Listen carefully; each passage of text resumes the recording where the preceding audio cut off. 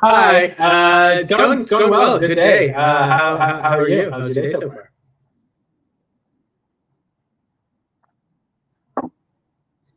Nothing too crazy. Dinner with the family, and just lots of food. So I think a pretty classic way to spend Thanksgiving. Ooh.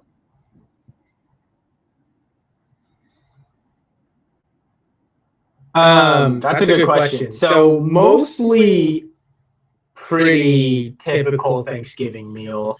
The main difference I think is usually no mashed potatoes. Usually my mom makes a potato salad or a really good potato salad. So we still have the aspects of the potato there, but it's just in potato form.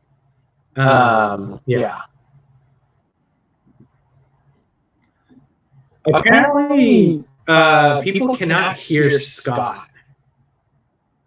So, yeah.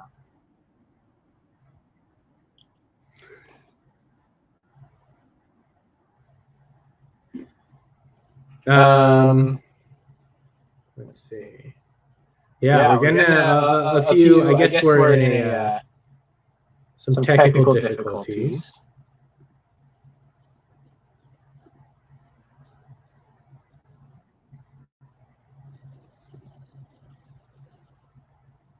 Scott, are you muted? Julian, your audio sounds very. Oh boy, am I back now? Can anybody hear me now?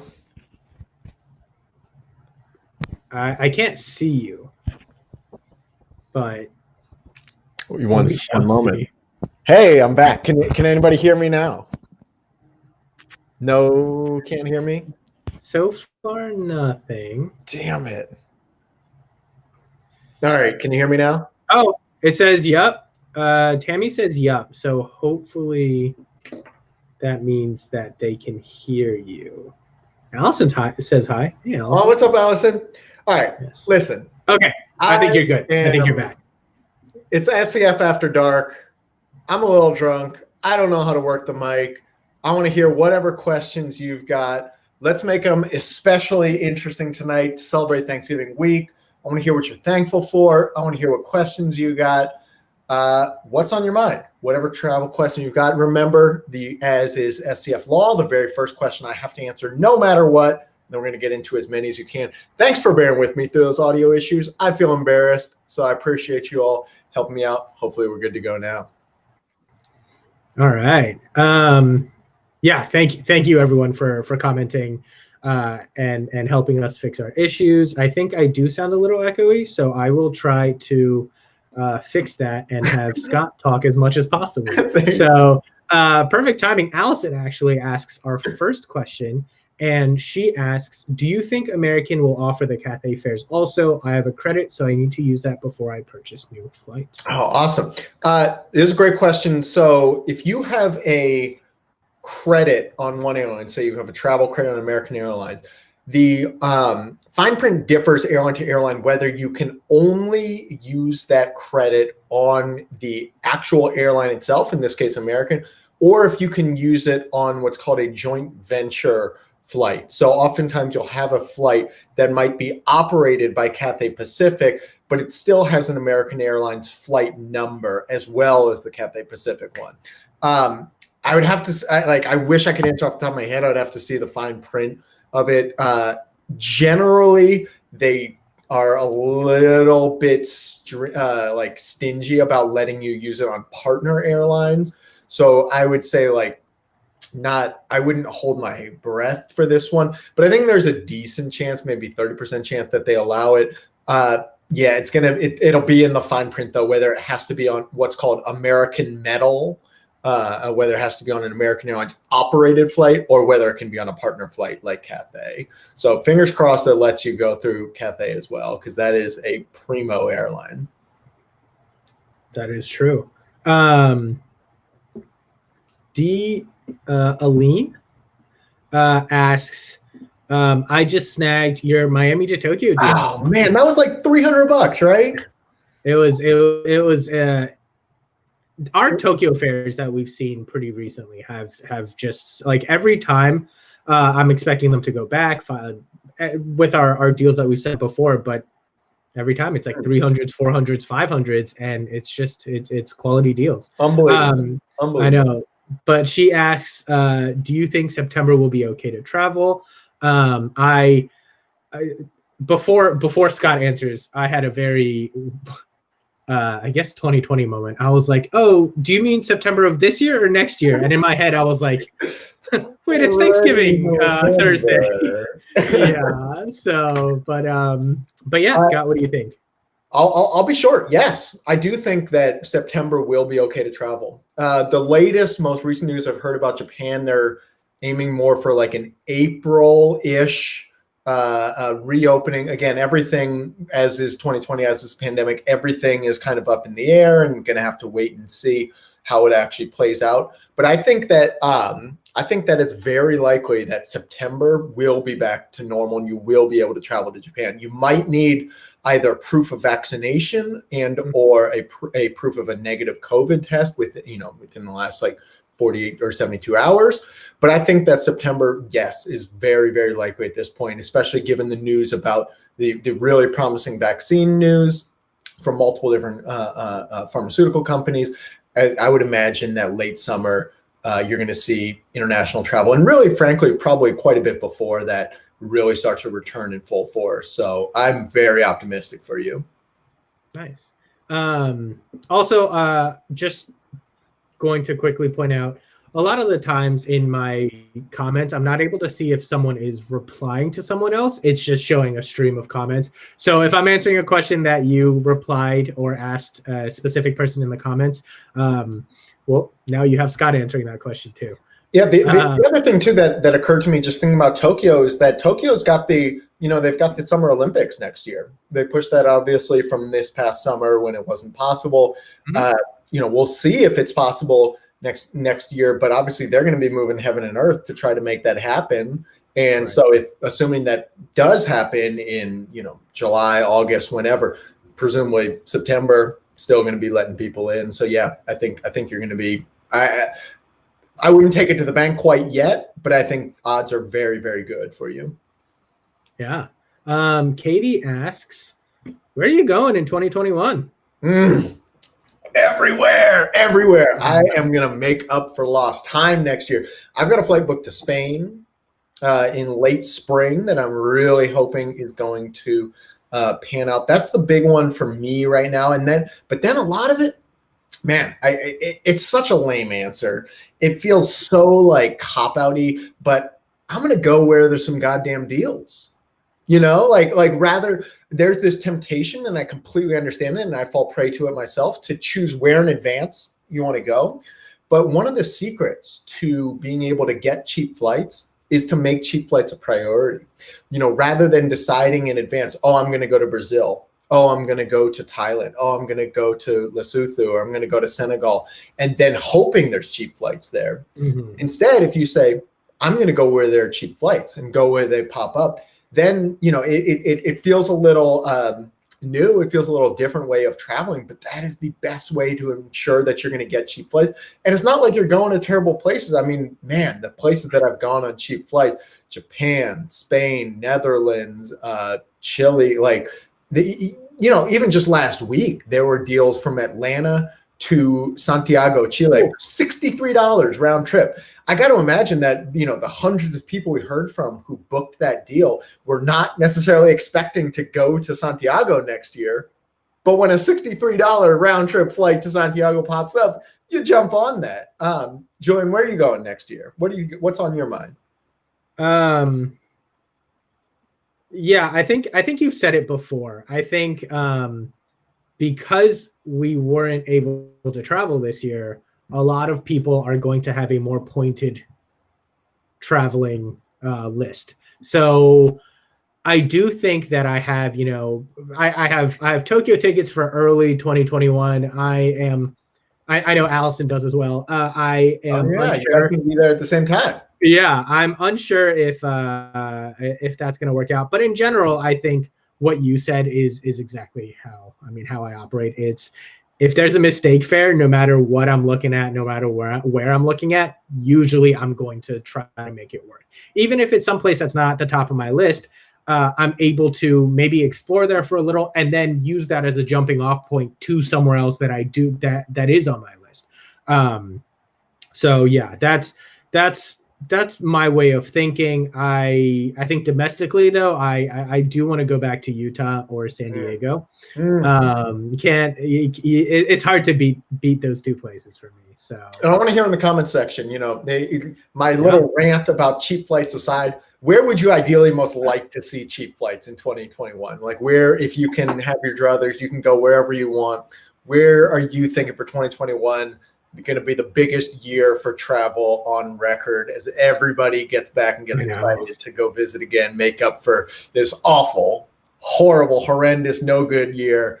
Where do you want to go next year? I want to hear where is on your list, partially for my own curiosity and partially because that helps inform where we search for flights.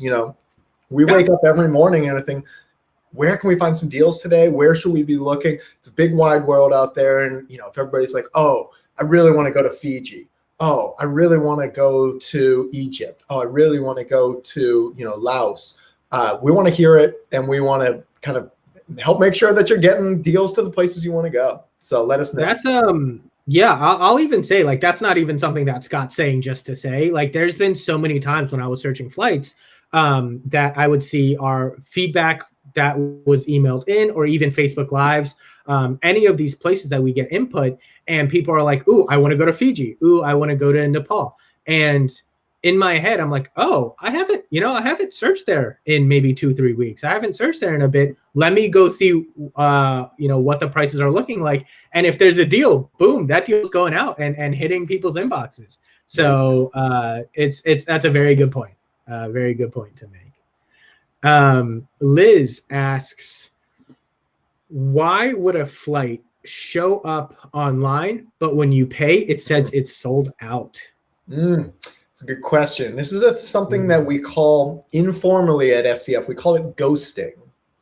What's happening essentially is that the flight search engine like Google Flights or even the airline itself is basically using outdated information and hasn't refreshed the new updated availability. Maybe it's just the last seat sold out just before you went to pay, or maybe it's that the airfare got switched right before you went to pay.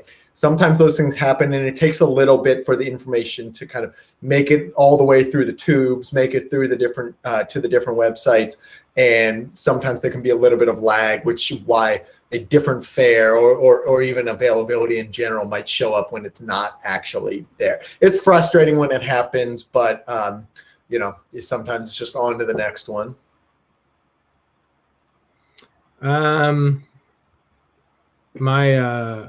My comments are a little behind. Okay, perfect. Nancy asks, I found a place to stay in Puerto Vallarta. Ooh. Is there a best time of year to visit?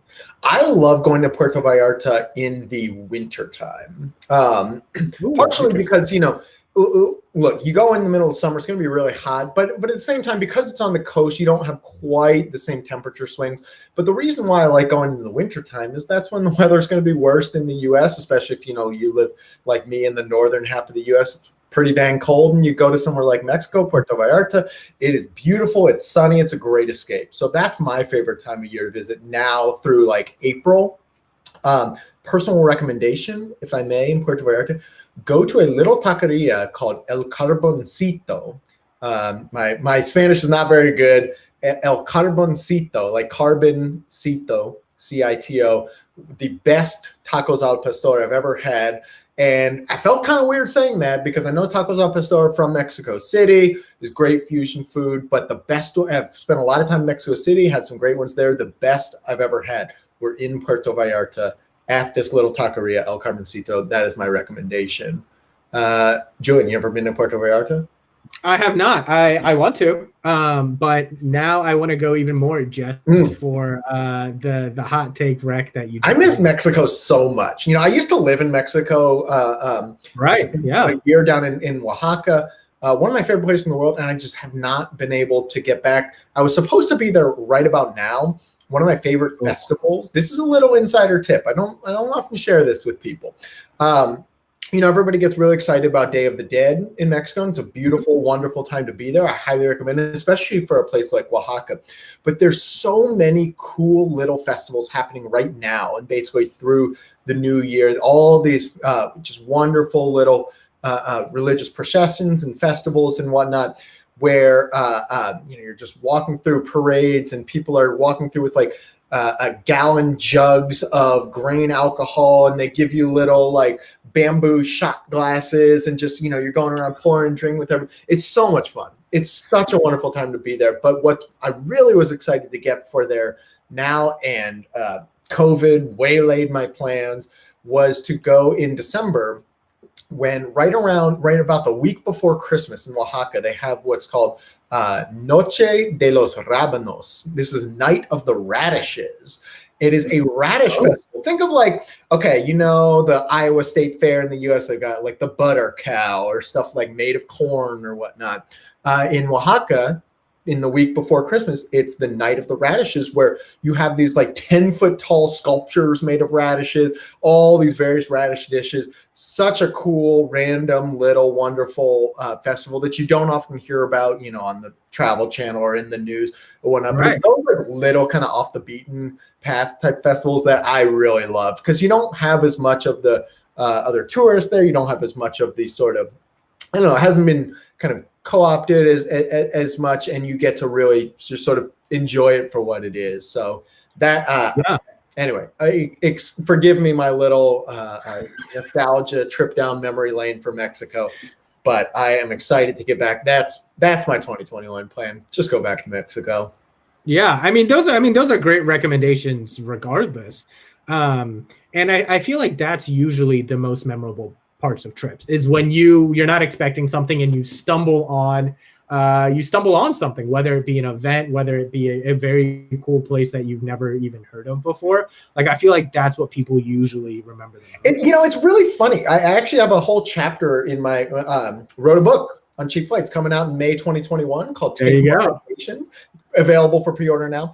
But one of the things that I write about in it is that we think of travel as really, we think of the highlights. We think of the Eiffel Tower. We think of the Great Barrier Reef. We think of, the Colosseum or the Louvre. And those places are wonderful, but oftentimes they're about what we expect beforehand. Mm-hmm. And oftentimes the most memorable things are, like you mentioned, those things you didn't necessarily expect. That little kind of a hole in the wall restaurant, this little alley that you just stumbled upon.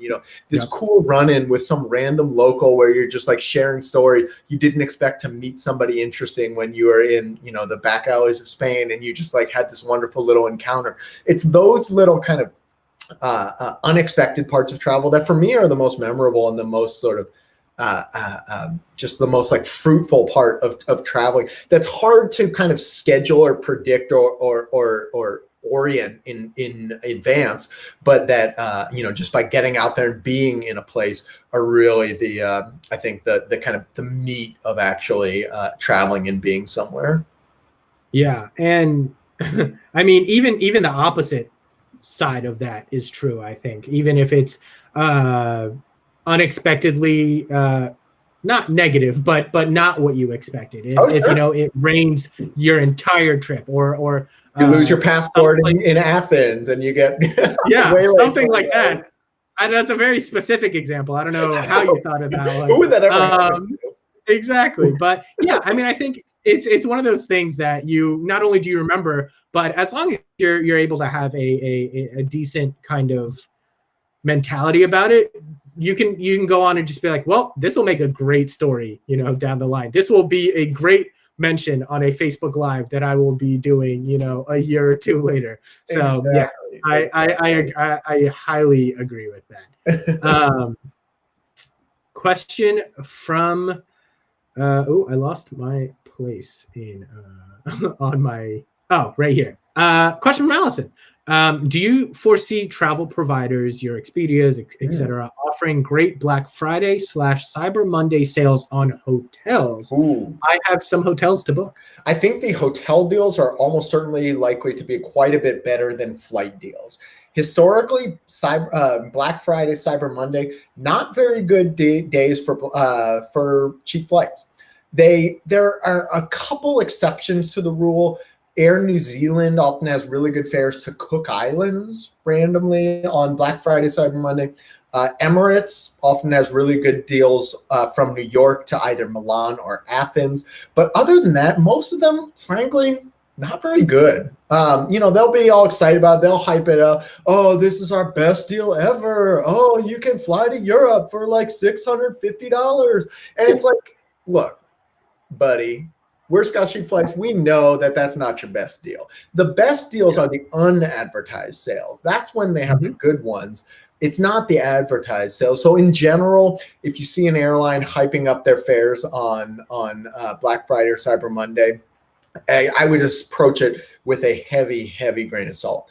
But with hotels, I think it's a little bit different. I think you are likely to see some pretty decent deals on hotels. Often, the catch is oftentimes they're pretty quantity limited. They'll say, oh, we have, you can get a $200 gift card to Marriott for just $100, but, only for the first 500 people who get in or something like that.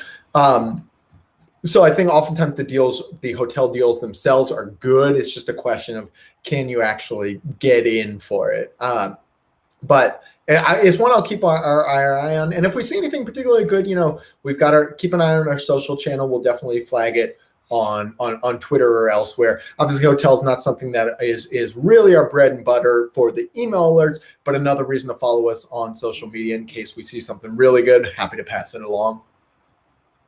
Yeah. Allison continues and says, by the way, I am now almost 2 months out from the second Pfizer vaccine dose. 3 different tests have confirmed antibodies, and I'd still recommend to my loved ones. That is so cool. For folks who don't know, Allison has been one of the people who has been in the Pfizer phase 3 trial that we just got the initial data results from a week or two ago. It showed, what was it, 95% efficacy, something like that. Just wonderful, wonderful news. And I've said it before, but a serious thank you and debt of gratitude to Allison and all the folks like her who are participating in these trials and helping make it, really kind of give a light at the end of this tunnel for this pandemic. Being able to say, like, yes, there is going to be a vaccine coming soon. I've got parents who are elderly who have had to basically stay inside for much of the pandemic. And the idea that within a month or two, they might be able to get vaccinated, thanks in part to folks like Allison, is a real, it's a real, just like, I feel very, very grateful to you all and to the scientists and everybody for helping make that happen. So appreciate you. Thank you so much. And it's really cool also just to hear the updates. How often do you get to be able to talk to somebody who's in this sort of position and kind of given regular updates like that. So very cool, Allison. Thank you. Yeah, thanks so much. Definitely really interesting to follow along. And we'll continue to see, what other updates that you have, Allison. Enrique asks, question, Scott, going to Tokyo in March 30th for cherry blossom season. I feel like we should. Thank you for saying what CBS was. I'm sitting there like, does he work for the TV station? Like, what's going on here? Thank you. For the entirety of you answering the last question, I sat here trying to figure that out myself. And I was like, I feel like I should know this. And then I saw March 30th. I'm like, boom, there we go. Oh, man. So, yeah. He asked, should I bite the bullet and rebook for Summer Olympics or Humid Summer, or just wait? Want to see cherry blossoms bad. So do I. I wouldn't decide right now. I would wait for a month or two. I think we'll probably know a lot more come January.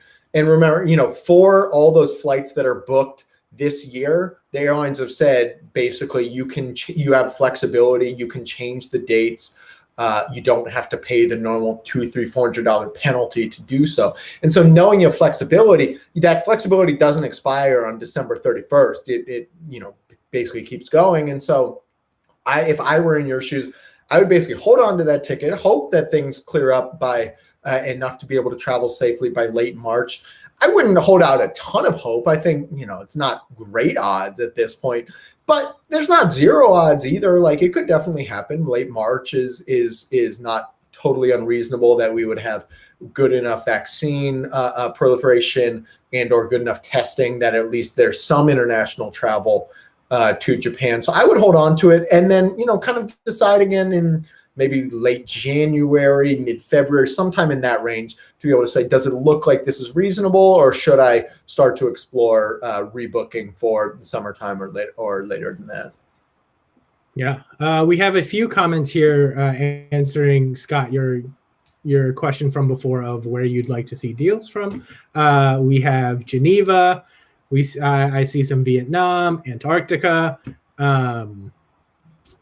Caribbean, Croatia, Europe, Vietnam, Thailand, a lot of different places. The only one I've got bad news on is Antarctica, because there are no commercial flights to Antarctica, and so that means we cannot find you cheap flights there, unfortunately. Someday.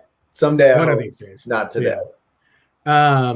Mr. Beans from YouTube says, "Oh my gosh, it's Scott IRL." It is Scott IRL. Oh man, so disappointing. Gosh, I should have just continued to hide and let people have this grandiose vision of me rather than actually show myself in real life and pierce everybody's bubble, bring us all down a notch.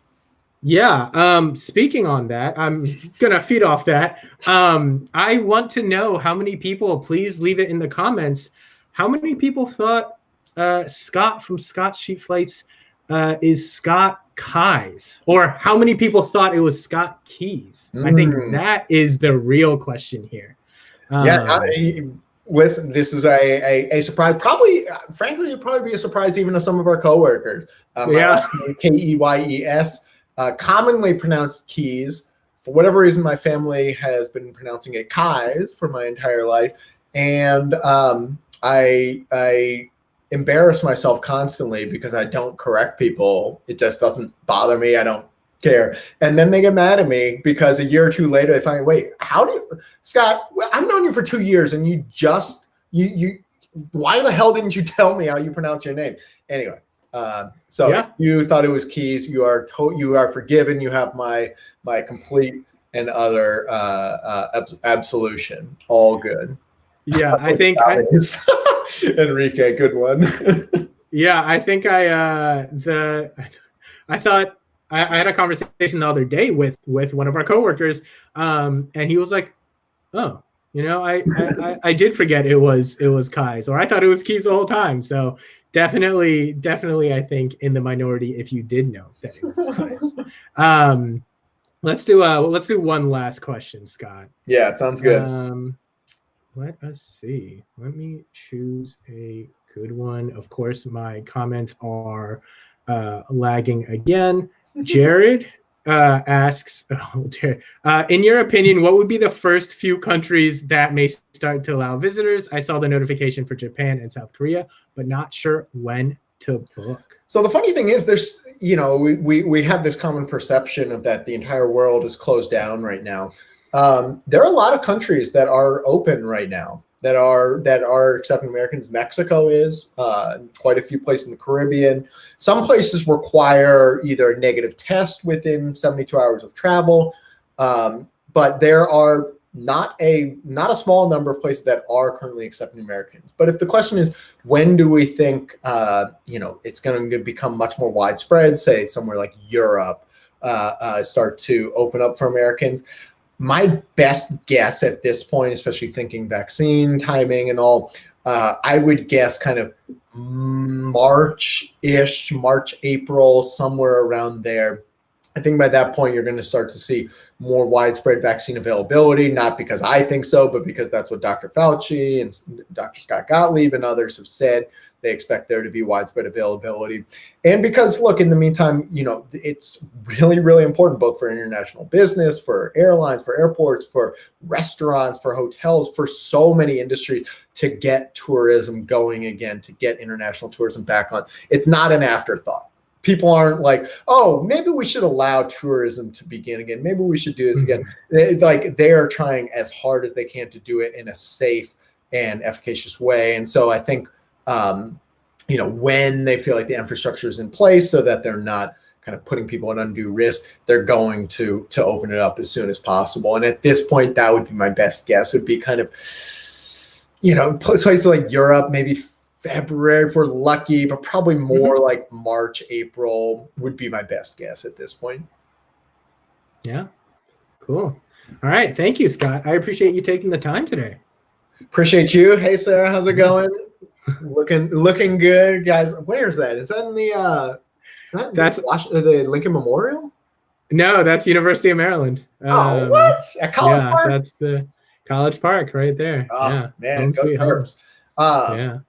Anyway, thank you all for being here. Thank you for your great questions. Thank you, as always, the folks who are just here for being SCF members. We love and appreciate you all so much. We're going to be doing this as often as we can, again, every week. And thank you for having a wonderful Thanksgiving in advance. I'm excited to see all your pictures of turkey, all your pictures of sides and stuff. And please tag us. Please let us know what you're eating, because I know my Thanksgiving meal is going to be a little bit pared down this year, not because of 2020, just because my oven broke, and so I can't have a real Thanksgiving. Womp womp. So let us know what you're eating. I want to see it. I want to hear about it. And thanks again for for just being here, for being Scott Flights members. Appreciate you all. And